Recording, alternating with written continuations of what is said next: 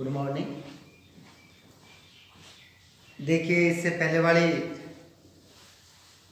जो अपना व्याख्यान हुआ उसमें अपन जनसंख्या वितरण या जो जनसंख्या का असमान घनत्व विश्व में पाया जाता है उसके बारे में अपन ने चर्चा करी।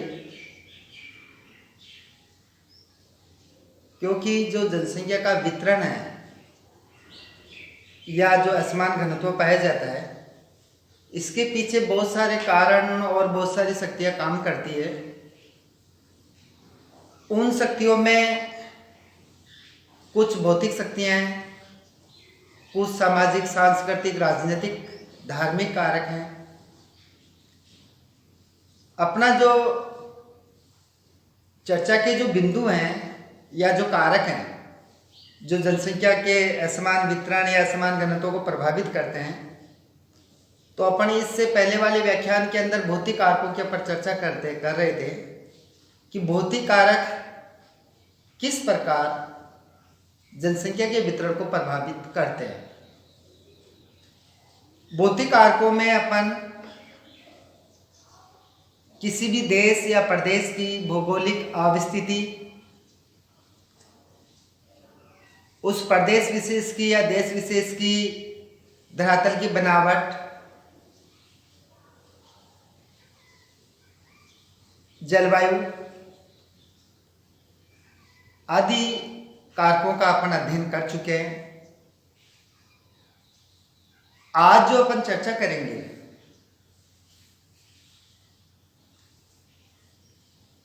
वो भौतिक कारक हैं।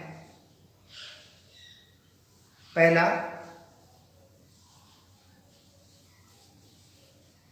जल आपूर्ति या जल की उपलब्धता। देखिए, जनसंख्या का जो वितरण है उसको प्रभावित करने वाले कारकों में जल की उपलब्धता या जल की आपूर्ति, वाटर सप्लाई, एक बहुत ही महत्वपूर्ण कारक है। क्योंकि मनुष्य के जीवन यापन के लिए, उसके जीवित रहने के लिए जल एक बेसिक रिक्वायरमेंट है, बायोलॉजिकल नीड्स है। उसके जीवित रहने के लिए जल अनिवार्य है। इसके साथ ही साथ जल की उपलब्धता किसी भी क्षेत्र में वहाँ के औद्योगिक विकास, वहाँ के कृषि विकास, सिंचाई विकास, वहाँ के हाइड्रो इलेक्ट्रिसिटी, जल विद्युत के उत्पादन आदि तत्वों को प्रभावित करती है। यदि जल होगा तो जो मनुष्य के जो डोमेस्टिक जो यूज है, चाहे उसके पीने का पानी चाहिए या नहाने धोने के लिए चाहिए, इसके साथ साथ मनुष्य अपने जीविकोपार्जन के लिए, कृषि के विकास के लिए जल का सिंचाई के रूप में काम में लेगा। अगर जल की उपलब्धता नहीं होगी, क्योंकि अगर अपन भारत की बात करें और विशेष तौर पर राजस्थान की बात करें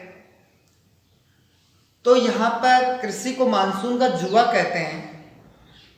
वो इसी कारण कहते हैं कि भारत में जल की उपलब्धता बहुत कम है विश्व के अन्य प्रदेशों की या अन्य महाद्वीपों की तुलना में। इसलिए यहाँ पर कृषि को मानसून का जुआ कहते हैं। लेकिन देखिए, भारत में भी जो जल का जो वितरण है, जल की जो उपलब्धता है, उसमें विभिन्नता पाई जाती है।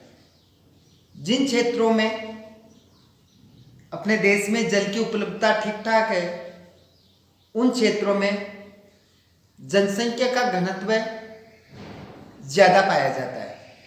और जिन क्षेत्रों में जल की कमी पाई जाती है, चाहे वो सरफेस वाटर हो, चाहे वो ग्राउंड वाटर हो, उन क्षेत्रों में जनसंख्या निवास बहुत कम करती है, नहीं के बराबर करती है। देखिए, अगर अपन विश्व का उदाहरण लें तो आज का अपना जो कारक है जनसंख्या के वितरण या घनत्व को प्रभावित करने वाला, वो है वाटर सप्लाई।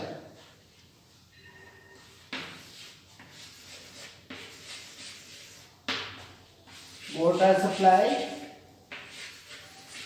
और वाटर अवेलेबिलिटी।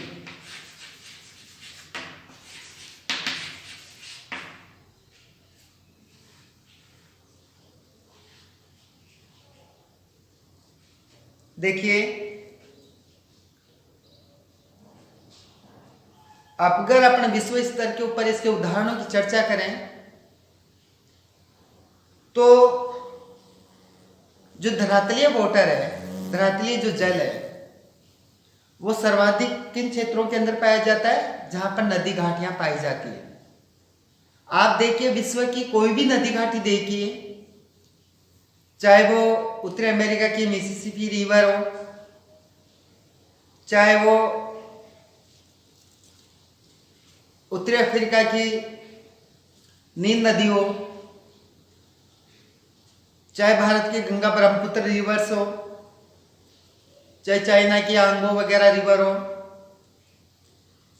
या यूरोप की राइन रिवर हो, या अन्य नदियां हो, विश्व में जितनी भी नदी घाटियां हैं, उन नदी घाटियों में जनसंख्या का घनत्व अन्य प्रदेशों की तुलना में बहुत अधिक पाया जाता है। और उसका सबसे बड़ा कारण आसानी से जल की उपलब्धता है। देखिए, अगर अपन राजस्थान की बात करें, हालांकि राजस्थान में नदियों की बहुत कमी पाई जाती है, आप लोगों को पता है। यहाँ पर सिर्फ एकमात्र नदी चंबल नदी सदाबहानी नदी है। इसके अलावा सारी की सारी मौसमी रिवर्स है। उसके बावजूद आप लोग देखिए,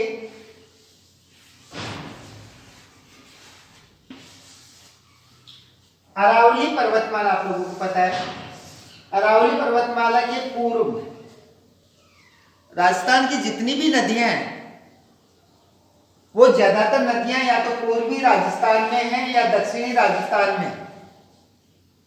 पश्चिमी राजस्थान में एकमात्र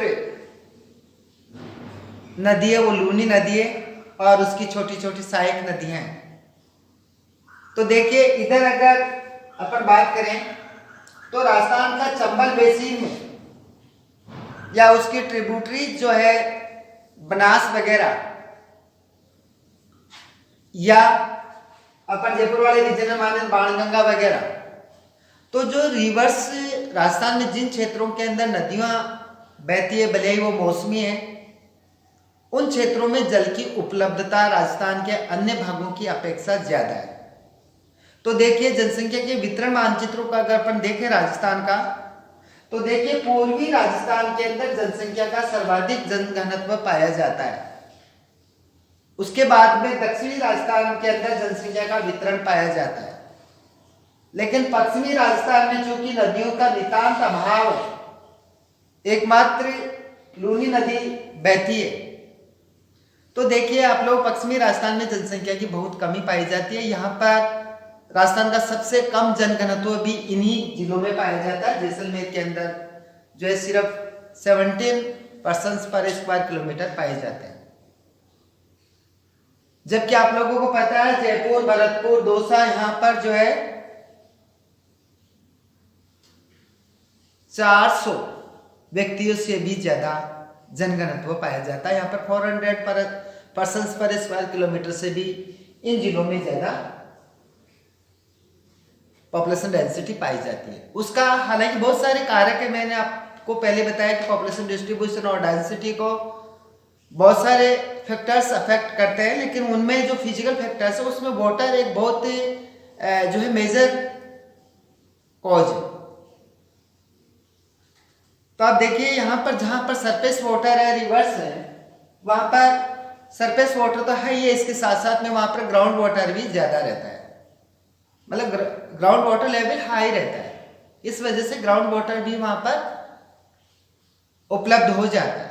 लेकिन इन क्षेत्रों के अंदर सरफेस वाटर भी नहीं है, कोई नदियां नहीं है, झीलों का नितांत अभाव पाया जाता है, साथ में ग्राउंड वाटर बहुत डेप्थ में पाया जाता है। तो देखिए आप लोग यहाँ पर जनसंख्या पश्चिमी राजस्थान में बहुत कम पाई जाती है।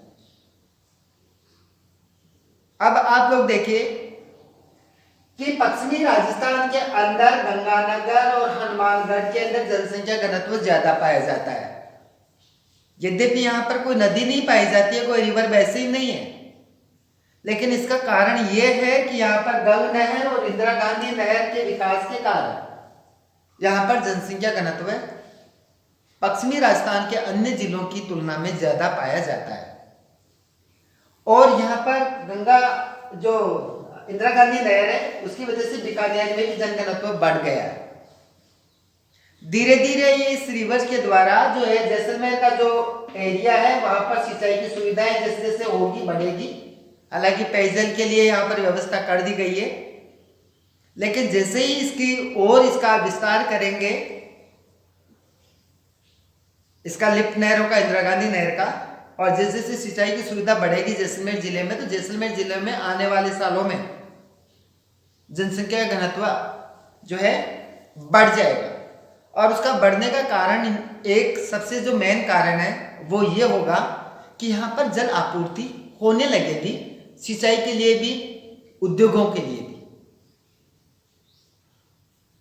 तो आप लोगों के समझ में आया होगा कि किस प्रकार जल की उपलब्धता जनसंख्या के वितरण और घनत्व को विश्व स्तर पर, राष्ट्रीय स्तर पर और स्थानीय स्तर पर किस प्रकार जनसंख्या वितरण को प्रभावित करती हैं। तो अपन ने जो है विश्व का, देश का और राजस्थान के उदाहरणों से अपन ने इसको समझने का प्रयास किया है।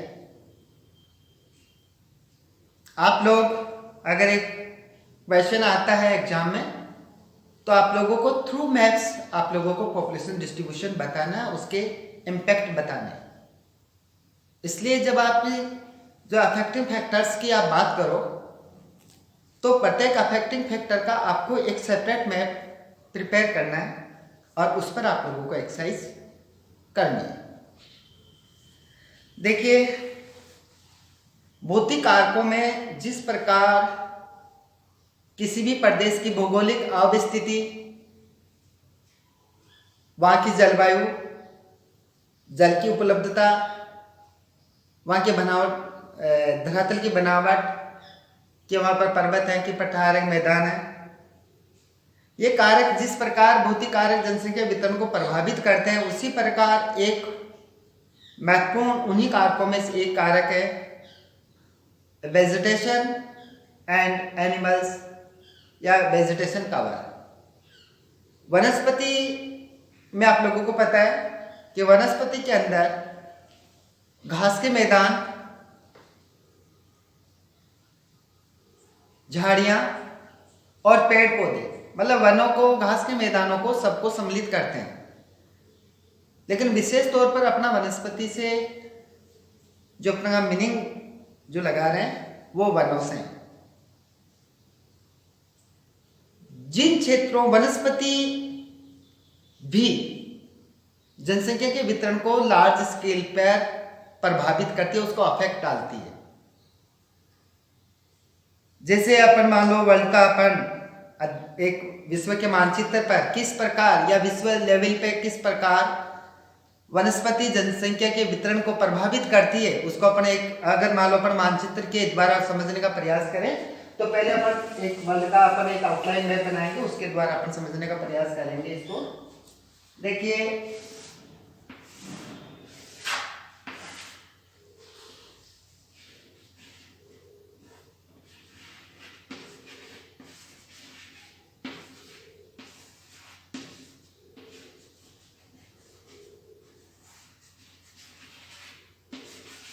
आप लोगों को पता है यहां से विषुवत रेखा गुजरती है अफ्रीका के मध्य भाग में से। विषुवत रेखा के ऊपर जो इक्वेटर लाइन है, इक्वेटोरियल जो एरिया, भूमध्य रेखीय जो क्षेत्र है, मतलब भूमध्य रेखा या विषुवत रेखा के आसपास का जो क्षेत्र है, यहाँ पर तापमान वर्ष भर ऊंचा रहता है। इसके कारण यहाँ पर वाष्पीकरण और वाष्प उत्सर्जन दोनों ज्यादा होता है। इसके कारण यहाँ पर क्या है कि साल भर उच्च तापमान और उच्च वर्षा होती है। जब तापमान ऊंचा रहता है, पानी की मात्रा पर्याप्त मात्रा में रहती है, तो क्या होता है, सघन वन पाए जाते हैं। तो ये उच्च आर्द्र क्षेत्र या अति आर्द्र क्षेत्र, यहां पर सघन वन पाए जाते हैं इस एरिया के अंदर, विषुवत रेखीय प्रदेश में। मतलब अपन कह सकते हैं अनियंत्रित वन पाए जाते हैं, अनकंट्रोल्ड वेजिटेशन कवर पाया जाता है। तो यहां पर जब अनियंत्रित वनों का विकास होता है, बहुत सघन सदाबहार वन पाए जाते हैं, तो उसके कारण क्या होता है, इस एरिया के अंदर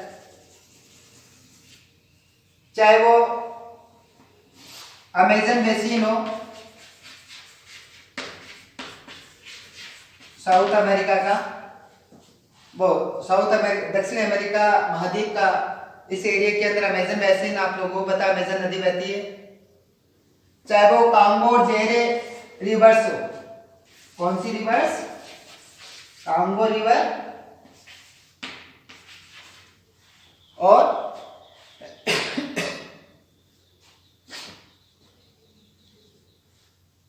जेरे रिवर्स, कांगो जेवर रिवर्स कहां बहती है, यहां पर इस एरिया में। तो आप देखिए, चाहे वो मध्य अफ्रीका का कांगो बेसिन हो, चाहे अमेरिका का अमेजन बेसिन हो, यहां पर सघन वनस्पति पाए जाने के कारण या अनियंत्रित वनस्पति पाए जाने के कारण जनसंख्या जो है वो बहुत कम निवास करती है।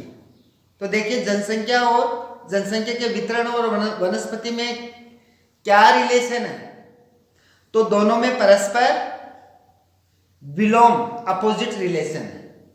जहां पर वनस्पति का घनत्व या वनस्पति बहुत अधिक पाई जाती है, वहां पर जनसंख्या का घनत्व बहुत कम पाया जाता है। ठीक है। दूसरा, वो क्षेत्र विश्व के जहां पर जो वनस्पति विहीन है, जहां पर वनस्पति पाई नहीं जाती। तो देखिए, ऐसे विश्व के कौन से क्षेत्र है जहां जो वनस्पति विहीन है या बहुत कम वनस्पति पाई जाती है, तो विश्व के ऐसे दो क्षेत्र हैं जहां पर वनस्पति बहुत कम पाई जाती है। एक तो वो क्षेत्र जो बहुत ठंडे हैं, मतलब आप देखिए, विश्व का जो टुंड्रा प्रदेश है, ये टुंड्रा रीजन है, जहां पर लगभग 8 महीने तक बर्फ जमी रहती है। यहां पर वनस्पति नहीं के बराबर पाई जाती है, लेकिन जनसंख्या भी यहां पर नहीं के बराबर पाई जाती है। मतलब दोनों में डायरेक्ट रिलेशन है कि वनस्पति नहीं, जनसंख्या भी नहीं पाई जाती। और यहाँ पर इक्वेटोरियल एरिया के अंदर वनस्पति और जनसंख्या वितरण के बीच में विलोम संबंध था कि वनस्पति का घनत्व बहुत अधिक पाया जाता है, इसलिए जनसंख्या घनत्व कम पाया जाता है। लेकिन यह डायरेक्ट रिलेशन है कि वनस्पति विहीन क्षेत्र है, लेकिन जनसंख्या विहीन क्षेत्र भी है। सिर्फ एक एस्किमोज लोग जो रहते हैं, वो यहाँ पर तटीय क्षेत्रों के अंदर बर्फ के नीचे जो सील मछलियां रहती है या व्हेल मछलियां रहती है, उनका वो शिकार करते हैं, उनके सहारे अपना जीवन यापन करते हैं। लेकिन जनसंख्या घनत्व बहुत कम पाया जाता है इन क्षेत्रों में। इसी प्रकार जो हॉट डेजर्ट है, उष्ण मरुस्थल है, चाहे वो कोई सा भी मरुस्थल हो, चाहे वो अटाकामा का हो, चाहे वो थार का डेजर्ट हो, चाहे मिड लैटिट्यूड जो मध्य अक्षांश से जो जिसको अपन शीतोष्ण मरुस्थल या शीत मरुस्थल के नाम से जानते हैं, गोबी का मरुस्थल हो, चाहे वो मैक्सिको का मरुस्थल हो, तो इन क्षेत्रों के अंदर भी क्या है, गोबी का मरुस्थल, थार का मरुस्थल, अरब जो ये मध्य पूर्व के देश है, अरब का मरुस्थल, चाहे वो अटाकामा का मरुस्थल हो, तो इन क्षेत्रों के अंदर, मरुस्थलीय क्षेत्रों के अंदर भी जनसंख्या घनत्व कम पाया जाता है, क्योंकि ये क्षेत्र लगभग वनस्पति विहीन होते हैं। इसी प्रकार टुंड्रा प्रदेश भी वनस्पति विहीन होते हैं, इसलिए यहाँ पर जनसंख्या नहीं के बराबर रहती है। आप लोग अगर अपन मान लो राजस्थान की बात करें तो देखिए आप राजस्थान के अंदर जो है पश्चिमी, क्योंकि अरावली जो रीजन है आप लोगों को पता है कि जैसे मान लो मेरा राजस्थान का एक यहाँ पर मैं आउटलाइन मैप बनाता हूँ, यहाँ पर अरावली पर्वतमाला गुजरती है, राजस्थान को लगभग 2 समान भागों में विभाजित करती है। अरावली पर्वतमाला के पूर्वी साइड में, दक्षिणी साइड के अंदर या दक्षिणी पूर्वी साइड में जनसंख्या घनत्व ज्यादा पाया जाता है। लेकिन आप लोग देखिए अरावली पर्वतमाला का जो पश्चिमी क्षेत्र है राजस्थान का, तो पश्चिमी राजस्थान के अंदर क्योंकि मरुस्थलीय दशाएं पाई जाती है, यहाँ पर थार का मरुस्थल का विस्तार पाया जाता है, यहाँ पर उच्च तापमान पाया जाता है, वर्षा बहुत कम होती है क्योंकि ये शुष्क और अर्धशुष्क क्षेत्र में आता है, इसलिए यहाँ पर जो है 50 सेंटीमीटर से कम वर्षा होती है, जबकि पूर्वी राजस्थान में 50 सेंटीमीटर से वर्षा ज्यादा होती है। इसलिए ये वनस्पति विहीन क्षेत्र लगभग, तो वनस्पति विहीन क्षेत्र है तो यहां पर जनसंख्या का जो वितरण है वो भी या घनत्व है वो भी बहुत कम पाया जाता है। तो फिर वनस्पति की दृष्टि से मोस्ट सुटेबल एरिया कौन सा है? तो देखिए उन क्षेत्रों के अंदर जनसंख्या घनत्व या वितरण ज्यादा पाया जाता है जो विश्व के ऐसे भागों में फैले हुए हैं जहां पर नियंत्रित वनस्पति पाई जाती है, जिसको अपन नियंत्रित कर सकते हैं। तो इस प्रकार की वनस्पति कहां पाई जाती है जहां पर वनस्पति को अपन कंट्रोल कर सकते हैं? तो इस प्रकार की वनस्पति देखिए एक तो मध्य अक्षांशीय क्षेत्रों में पाई जाती है और एक मॉनसूनी क्षेत्रों में पाई जाती है। मॉनसूनी क्षेत्र विशेष तौर पर दक्षिणी और पूर्वी और दक्षिणी पूर्वी एशियाई क्षेत्र विशेष तौर पर। इसी प्रकार मध्य अक्षांशीय क्षेत्र कौन सा है? ये जिसके अंदर पश्चिमी यूरोपीय देश आ गए और जिसके अंदर यूएसए का जो उत्तरी अमेरिका का जो महाजन समूह है वो भी आ गया, यूरोपीय महाजन समूह भी आ गया और दक्षिणी विशेष तौर पर दक्षिणी और दक्षिणी पूर्वी एशियाई महाजन समूह भी आ गया, या इसको अपन दूसरे शब्दों में कहते हैं एशियाई महाजन समूह। तो जितने भी महाजन समूह हैं जो विश्व के सबसे ज्यादा घने बसे हुए प्रदेश है, वो प्रदेश किन क्षेत्रों में फैले हुए हैं? वो उन क्षेत्रों में फैले हुए हैं जहां पर मध्यम प्रकार की वनस्पति पाई जाती है जो अनियंत्रित नहीं होती, बल्कि उस वनस्पति को मानव नियंत्रित कर सकता है या करता है और नियंत्रित करके अपनी जो दूसरी जो एक्टिविटीज है, चाहे वो कृषि का कार्य हो, चाहे वो औद्योगिक कार्य हो, चाहे वो सड़कों का विकास हो, परिवहन का, चाहे वो रेलवे का विकास हो, उसको जो है अंजाम दे सके। तो अपन लोगों ने देखा कि किस प्रकार जो है वनस्पति का वितरण या वनस्पति का घनत्व जनसंख्या घनत्व को प्रभावित करता है। तो 3 प्रकार से प्रभावित करता है। विशेष तौर पर सर्वाधिक जनसंख्या उन क्षेत्रों के अंदर पाई जाती है जिन क्षेत्रों में वनस्पति का आवरण मध्यम प्रकार का पाया जाता है, जिसको मानव नियंत्रित कर लेता है। और ऐसे क्षेत्र कहाँ हैं, ऐसे ज्योग्राफिकल रीजन कहाँ हैं विश्व में? वो मॉनसूनी प्रदेश में है और वो मध्य अक्षांशीय प्रदेश में। लेकिन उन क्षेत्रों में बहुत कम जनसंख्या पाई जाती है जो या तो वनस्पति विहीन है, चाहे वो उच्च पर्वतीय प्रदेश हो, चाहे हिमालय का उच्च पर्वतीय क्षेत्र हो, चाहे वो रोकीज का उच्च पर्वतीय क्षेत्र हो, चाहे वो एंडीज का उच्च पर्वतीय क्षेत्र हो, या फिर वो टुंड्रा प्रदेश हो, या फिर वो उष्ण मरुस्थल हो। उन क्षेत्रों के अंदर जनसंख्या घनत्व कम पाया जाता है। इसी प्रकार उन क्षेत्रों में भी जनसंख्या घनत्व कम पाया जाता है जहां पर वनस्पति अनकंट्रोल्ड हो, अनियंत्रित हो, तो ऐसे अपन ने देखा मानचित्र के थ्रू कि ऐसा सिर्फ विषुवत प्रदेश में होता है कि जहां पर वनस्पति अनियंत्रित होती है, मनुष्य उसको कंट्रोल नहीं कर सकता, और वो क्षेत्र विषुवत प्रदेश में, भूमध्य रेखीय प्रदेश के अंदर विशेष तौर पर अमेजन बेसिन में, उत्तरी अमेरिका, दक्षिण अमेरिका में, और एक जो है कांगो बेसिन जो कि मध्य अफ्रीका में पाया जाता है, इन क्षेत्रों में वनस्पति अनकंट्रोल्ड होती है। यहाँ पर जो है वनस्पति का आवरण बहुत अधिक होता है, अनियंत्रित वनस्पति होती है, इसलिए यहाँ पर जनसंख्या घनत्व भी बहुत कम पाया जाता है। तो देखिए, जनसंख्या के वितरण को किस प्रकार वनस्पति का आवरण प्रभावित करता है, ये अपन ने इसमें देखने की कोशिश करी। साथ ही अपन ने जो है जल आपूर्ति या जल की उपलब्धता भी किस प्रकार जनसंख्या वितरण को या जनसंख्या के घनत्व को प्रभावित करती है, इस बारे में अपन ने विचार किया। शेष जो भौतिक कारक और जो अन्य कारक हैं जो जनसंख्या के असमान वितरण या असमान घनत्व को प्रभावित करते हैं, उनके बारे में अपन चर्चा अगले अपने व्याख्यान में करेंगे। तो आज बस इतना ही। Thank you so much.